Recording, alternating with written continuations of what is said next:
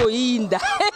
Botuninga te, bana poto, site sikeye. Kilongo TV. Kilongo TV. Bon s'abonner. Ebele.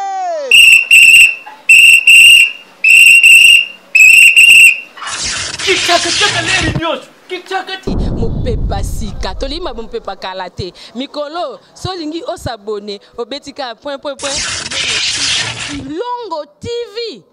Kilongo TV bobeto be bokoto be na YouTube bobeto be Kilongo TV mpo Kilongo TV bokomona maijane wana bakataka te ngonga nyoso bokomona maijane na Kilongo TV wana nouveau ne kasi aza grand nani Kilongo TV.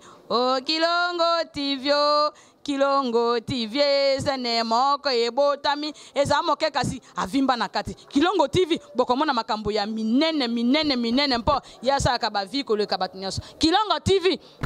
Bisous, bye.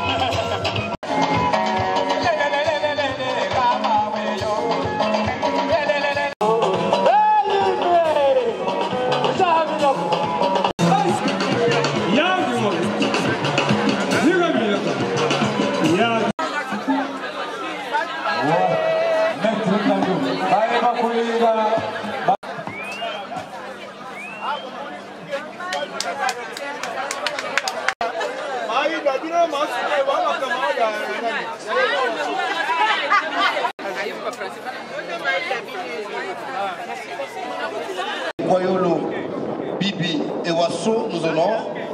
Soyez-en remerciés car vous avez effectué les déplacements en dépit de vos multiples occupations. Ainsi donc, la reconnaissance est nôtre. Nommé pour le plaisir du public et Wasso Catalina de Moussa Sadio.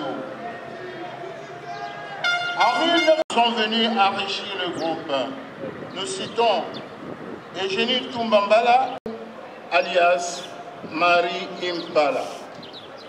En 1965 et bien plus tard, avec la bénédiction du ministre de l'époque, Georges Kikanda, la troupe a été baptisée sous l'appellation du groupe Maboke, nom donné toujours par son coach Moulanga Pembe, qui attribuait même des sobriquets à tous ses coéquipiers.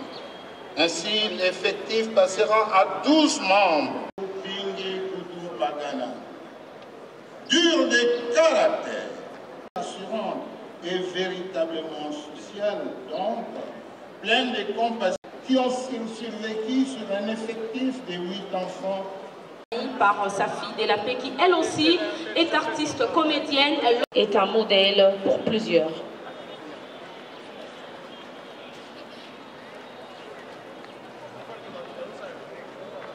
Excellences, distingués invités, Mesdames, Mesdemoiselles et Messieurs, chers frères et sœurs, nous vous disons bonjour. Par ces quelques mots, la grande famille de Maman Francisca et Kwayolo et Wasso Catalina pour ses nombreux fans se fait le devoir de vous exprimer le sentiment profond qu'elles ressentent au moment où nous trouvons ensemble ces lieux. Certes, l'événement qui vient de nous frapper par la disparition de notre mère est difficile à supporter, à contenir. Voyez donc comment nous tous en famille affichons les rassurants et apaisés, mais ce que c'est à cause du soutien sans limite, de l'encadrement sans faille que bien de gens nous ont offert pendant tous les mois qu'auront duré ces funérailles. Pour ce faire, il nous revient de dire un grand merci à tous ces institutions, groupes d'individus, ainsi de personnalités, d'une manière ou d'une autre, auront concouru à l'ouvrage assez complexe et compliqué qui consiste à enterrer notre chère mère avec énormément de dignité. Nous exprimons notre profonde reconnaissance à Madame Astrid Madi Antoumba, ministre de la Culture et des Arts, de Support et Loisirs, qui, sous l'impulsion du chef de l'État, son Excellence Félix Tshilombo Tshisekedi, a dû mettre à profit toutes ses compétences afin que le pouvoir public prenne totalement en charge l'organisation funéraire de l'illustre disparu. Nous disons infiniment merci aux responsables de 3 structures associatives qui se sont dépensées sans relâche pour la canalisation des efforts et a conduit cette réussite. Nous pensons ainsi à M. Marius Bayolo Bolanja. Tous, nous vous remercions. Maintenant, je vais lire le mot de circonstances pour les enfants. Bravo à toi, notre très chère mère, Anna Ekwayolo Francisca.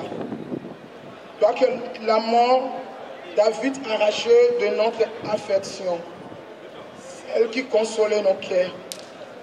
Afin de travailler nous fortifie. Et vous êtes une mère pour nous, deux enfants. Tu as fait de nous des femmes utiles et importantes par tes conseils et ton savoir-faire. Femme modèle, femme souriante, femme de prière et surtout ça, femme de valeur. Toutes de bonnes qualités te soient trop chères, mère. Cette grande blessure que tu nous as laissée sera insupportable. Et tu resteras toujours gravé dans mon cœur. Repose en paix, très chère maman. C'était la fille de maman Ewasso, en la personne de Delapé. Alors, très rapidement, nous invitons... Excellences, Mesdames les ministres, la mort, toujours la mort, veut encore frapper à notre nécessité. M. André Diantomba Malandira alias que nous devons aujourd'hui. Bien dans la ville de Banik Vilacrel, mère de 8 enfants, dont 3 en vie et 5 décédés. Saint-Pierre. L'école secondaire ménagère toujours à Saint-Pierre, en passant à savoir radiophonique. Tout sera versé comme actrice au bout de quelque temps. Finalement, sera appelé plus tard.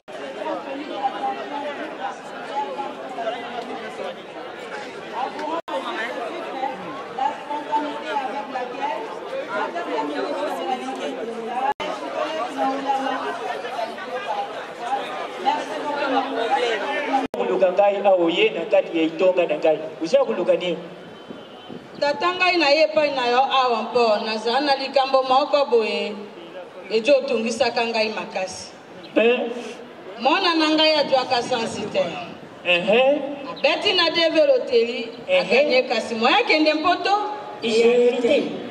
na jolela na yebite mpo na nini likambo jola ndaka ngai tango nyonso na bomo ina ngai mametika katete musa uloba mulimo za kukote na ngai mamene za kumona familia yo familia yo sana mulimo yankoi familia yo sana mulimo mboluko wana libota na ngai wana libota na yo mama go sambe merci iyoleleo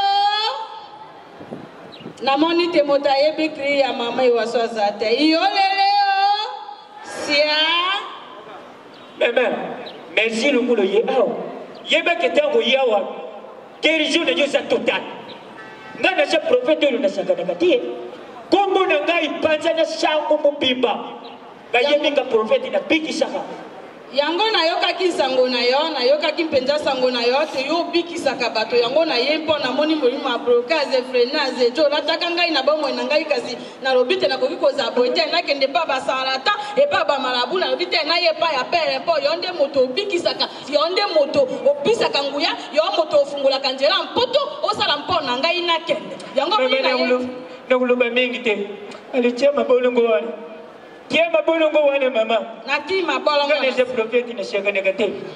Na kupambili na yo. Na kombo na Yesu. Na kombo na Yesu. Yo mulimo za kukanga mama oyo. Yo mulimo za kupelisa mama oyo. Na lo pima. Na lo pima. Na lo pima. Eka mulimo za kuloa. Ya, yonan sia. Yonan. Yo leo. Yo na lo pima. Yo mulimo yo na lo pima. Ngai na ko bimate. Tika nzoto mama oyo. Na dondu na nzoto. Yuko bimate? Yonan. Uko bimate? Yonan. Yozanan. Otele mera ngai na nzoto. Yozanan. Damo sinae. Ozanani? Damo sinae. Bolika munini okangeli mwana oyo. Na ye awampa na jikita ye na kanga yake ndeli bosota jonga kwa bensi mapala te makambo nyonso esimba te na bomo ina yaza obepoe. Ah? Mwana wana sari nini? Apeta kinini? Olivi mwana wana beta kinini yo mulimu? Mwana wana beta kidevelote. Bandeko. Ngakutu pasteur na beta develoteri nanu na kenda te bongo mwana ndali ngakenda. Nalobi mulimu pima. Pima na komo na Yesu kota na njoto na ngai. Nalobi pima na komo na Yesu kota kati na ngai. Pasteur ngai na regrete. Na regrete makasi mpo na moni makambo yo jo sala eza makambo yo jo kubisa nzambe te. Mama, yo so amoni te na fentaki yo beba fenti.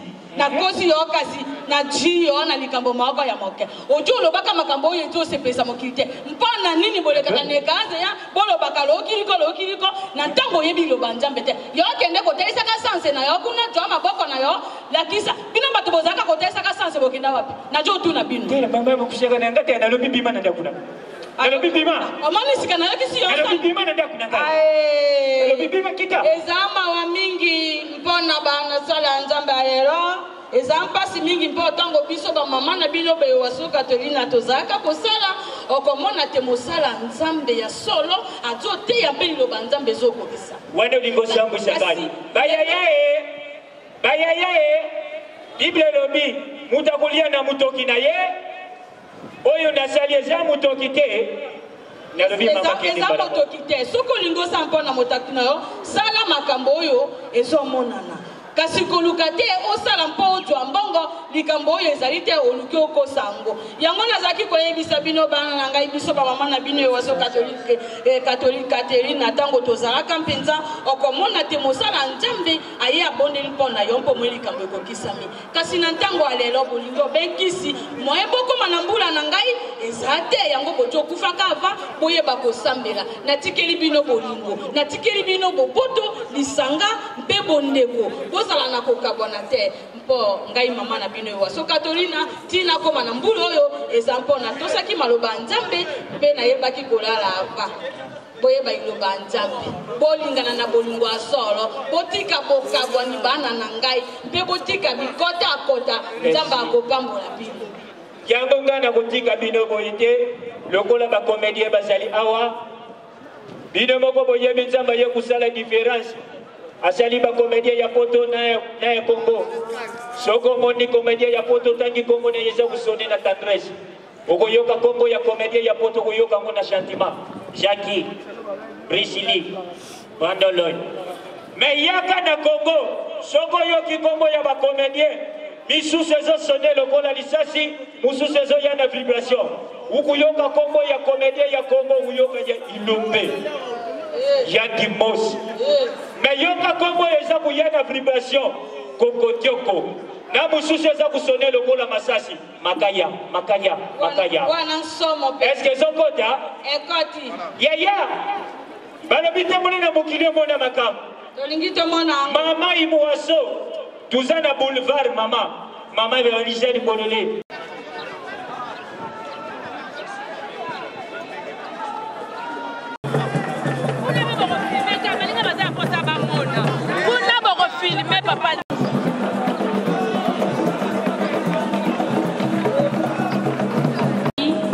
par l'honorable Magloire Tabemba de l'ONGDDK, la dynamique pour le développement de Kassavubu, où Maman Ewaso, elle aussi, était membre.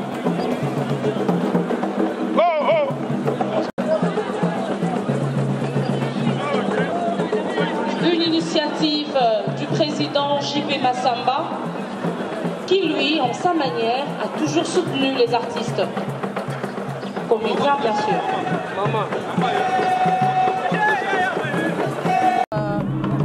baninga bazalaki na morgue ezalaki vraiment très urgent ifana kende ozwa mutu mo na aéroport donc yango moni nakendaki nazwa parce que ezalaki baliboso mwana yango aya kini donc lokwa toyokanaki donc ngande ifana kende ozwa ye yango nakende nazwi ye nake kologe ye mpo mwana Sylvie confection quoi donc ayaki yango mona kende oyo kozwa ye na aéroport kalisi ozalaki keno bamisu bamarché bamisu baya matanga Mama Ewaso yo omonaki yango ndenge mabe en tout cas na monaki yango mabe parce que tokoki komarché kaka boye boke morgue bozongi nde toza boye tozaka na fête na biso parce que mama akufi na 82 ans et puis lelo eza journée na biso journée mondiale du théâtre donc ole tocélébre yango tokesi tomarché ata kutu biso moko na bino bato boolanda biso vraiment ke mama ndenge bembelali bo bamoni biso na boulevard toleki tozomarché bokoloba na biso vraiment nini donc eza bien te na baréunion mosusu na bamakambo mosusu ezosama pembeni nesinga bona sepele nango te tobi ke feti bareporta babi na mboka bona soirée mais biso babesi so na la résidence ya Mama Ewaso yo kozala nayebi te mpo nayebi nde toza awa na ozala fatigue ta mosusu na mboka mpe na ozala na nga te ndenge ozala na micro mc mpo koleka omona nonga te mpo nde naza boye tocelebre ti bata moko boye est ce que naoza na force lisusu ya kokende su na pokwa donc point d'interrogation na ndimi te mpo omoni même la fête non barepusa yango okoza na anniversaire no lelo natango mpe samedi lelo mo mpe epola nango te donc fête na biso za lelo bato bayebi ke tocelebre journée mondiale du théâtre mais tokoki koprolonge yango mpe ke même samedi tofete yango mpe na kimia namona o nzema kowelisa moko bon nesinga bon eza conviction na nga moto aosanze nga aza te nesi mpo na nga ntuka esalinga bien te mot de la fin na famille et puis na famille théâtre mot de la fin na famille théâtrale ezaka ke tolingana les uns les autres aimons-nous vivons tolingana ntango toza na bon moye mutu lere aza na mbeto hôpital amarisani bolola azobela oke lukaka moye okoma ne fiske miso apamba ntango ndenge président JP Massamba akendaki lelo oyo miso azwi le devant makambo parce que mokili emoni ke ye nde moto akenda otali na hôpital mais wapi bamosusu wapi baikone mosusu yake baye koyebisa bino ke Mama Ewaso azobela babengai kutu bamosusu pour ne pas citer les noms mais bakendaki même barépondaki te na minute ekomi même ekomi nesi ya barankine mambo ebelebele pourquoi quel que soit likambo yango quel que soit famille eboyaki bokota na organisation mais tant que bato oyo batanga bafanda na bord de l'école et puis baresponsable bosa nini mokolo amela kaka omeli nano bomi moto matanga eleki apo toyei kotala makambo mosusu nsima mais bozwi mwa bakanda botie liboso na moma ya matanga je n'ai pas aimé.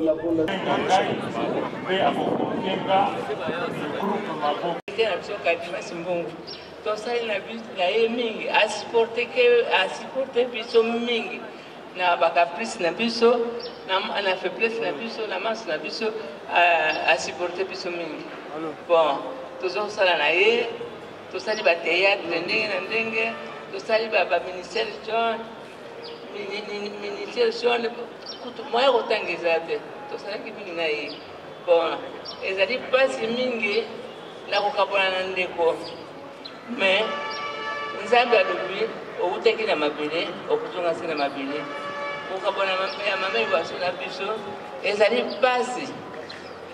pasi kasi akonsole biso na famille na biso famille biologique na biso famille ya théâtre en tout cas toza na pasi toza na mawa malgré atiki biso totikali mawa mingi kosala eza pasi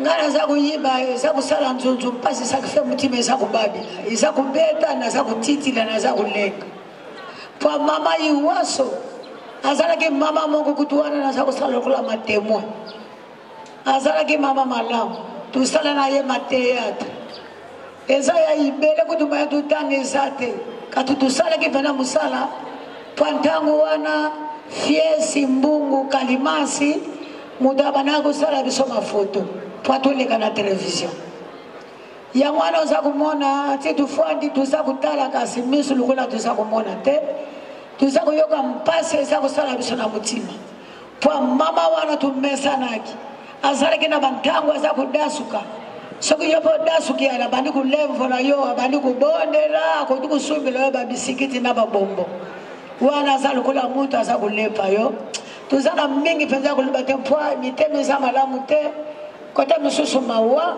kota mususu kutu mpasi tupesi minoka ba merci lokola Rolande biso insister que les ministres et d'État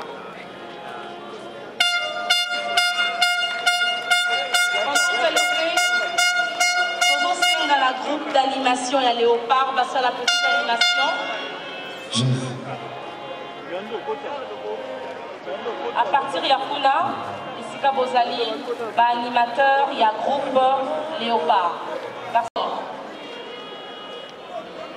Animation avec le groupe d'animation Léopard.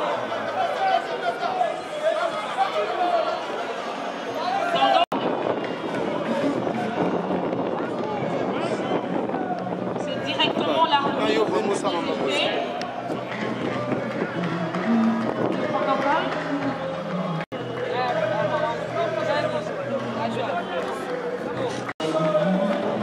à pouvoir déposer leur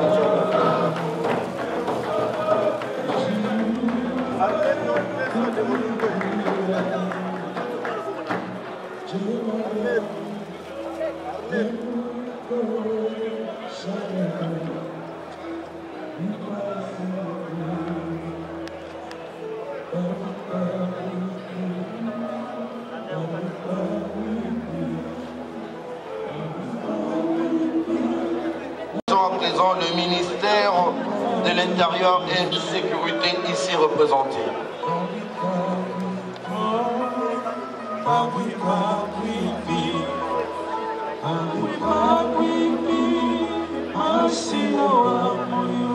Aussi à l'honorable Léon Koussou, s'il peut rejoindre ses collègues pour pouvoir déposer. L'honorable dépose, suivi du ministère de l'Intérieur et Sécurité, ici représenté par une délégation. Et après quoi, nous allons inviter la force armée de la République démocratique du Congo, la FARDC, à déposer sa charge de fleurs.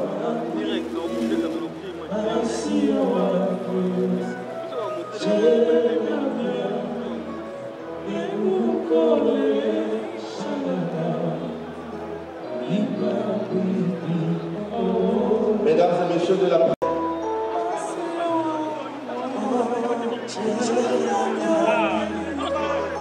le ministère armé de la République démocratique du Congo, les forces armées de la République démocratique du Congo, FARDC, qui ont déposé votre charge de fleurs, suivi de...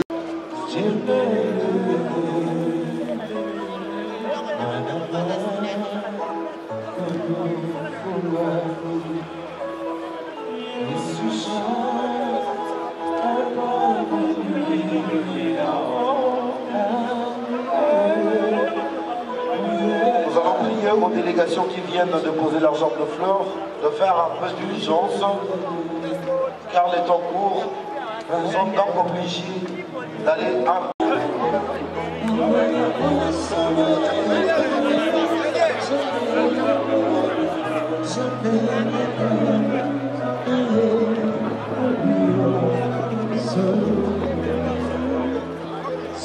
nationale théâtre populaire et samba, la fondation Tokanissa, Pakosipo, plateforme des médias cinéastes du Congo, tous ensemble en train de déposer les jambes de fleurs. Quant au groupe théâtro, vous allez patienter juste après, on vous invitera nommément.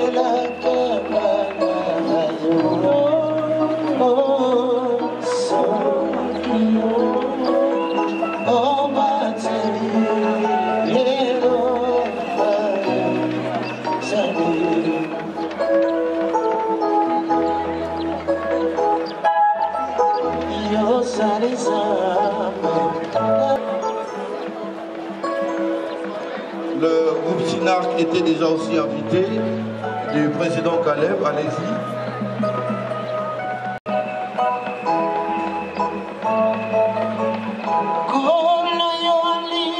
Après les groupes évangélistes, nous invitons les groupes Temps de la Grâce de Bijou la Reine.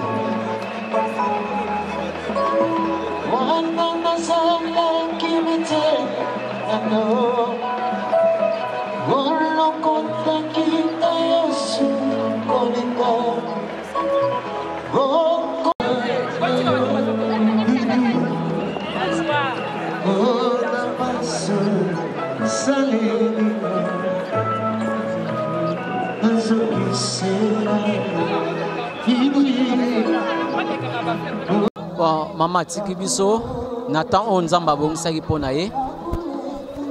C'est pour cela au moni que tout se réunir boye. Et maman na onion soit sali. C'est pour cela présence na biso eza pona ko rendre dernier hommage et coïncider le jour oyo journée mondiale à théâtre. Donc toza na mawa mais toza na fête.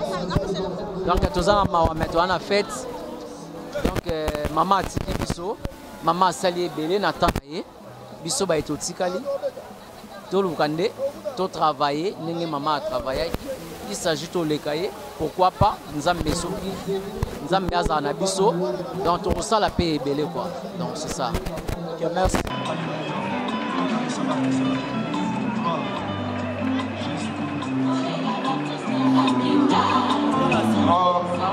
S'il vous plaît, nous informons à l'Assemblée que le retrouvail après ici son profit sur... nous allons demander aux artistes et comédiens et musiciens de bien vouloir s'y rendre. Madame la ministre Chantal s'approche pour s'incliner, pour rendre les derniers vives hommages à Maman Ewaso. Nous allons commettre la maman. Nous allons accompagner la cimetière. Maman Ewaso et Bélé Balé. J'espère qu'à travers funérailles Oyo, vous découvrir Congo, Azala Kinani. Tala Lolenge Toleli et Lelo, et ça parce que Asalaki Mosala Kitoko. Nabayo Totikali, Tokonsie Bongo Sala Mosala Kitoko. Un grand merci à son excellence Madame Chantal Safou, qui accompagne Maman Ewaso, Tina Katibongo, Corbillard. Merci aux artistes congolais, merci à l'artiste Saï Saï, merci au président Ilombe, merci au président Kikedi, merci au président Caleb Toukebana, merci à tous les artistes congolais, merci à la presse en général, la RTNC, qui nous a accompagnés dès le début jusqu'à la fin de ces événements. Merci à tous et à toutes.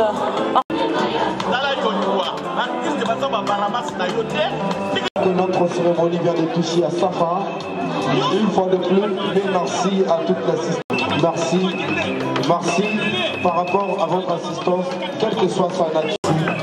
Pour rappel, les cortèges partira d'ici jusqu'au cimetière nécropole entre terre et ciel, où est enregistrée la dernière.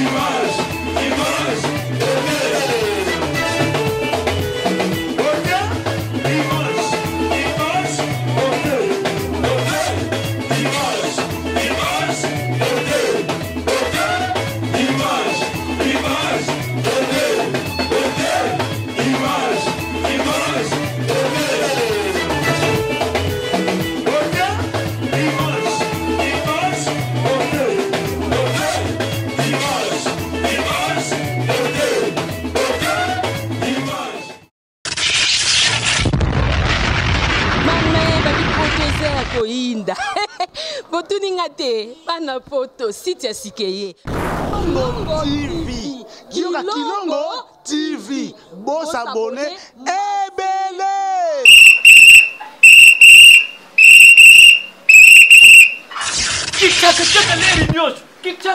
Mopepa sika, tolima mopepa kalate. Mikolo, solingi osabone, obetika point. Kilongo TV. Kilongo TV.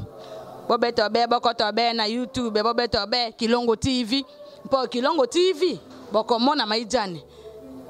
Wana bakatakate. Ngonga nyoso bokomona maijane na Kilongo TV. Wana nouveau-né kasi aza grand nani Kilongo TV. Oh Kilongo TV oh. Kilongo TV sene moko ebotami eza moke kasi avimba na kati. Kilongo TV bokomona makambo ya minene mpo yasa ka baviko le kabatunyaso. Kilongo TV bijou bye.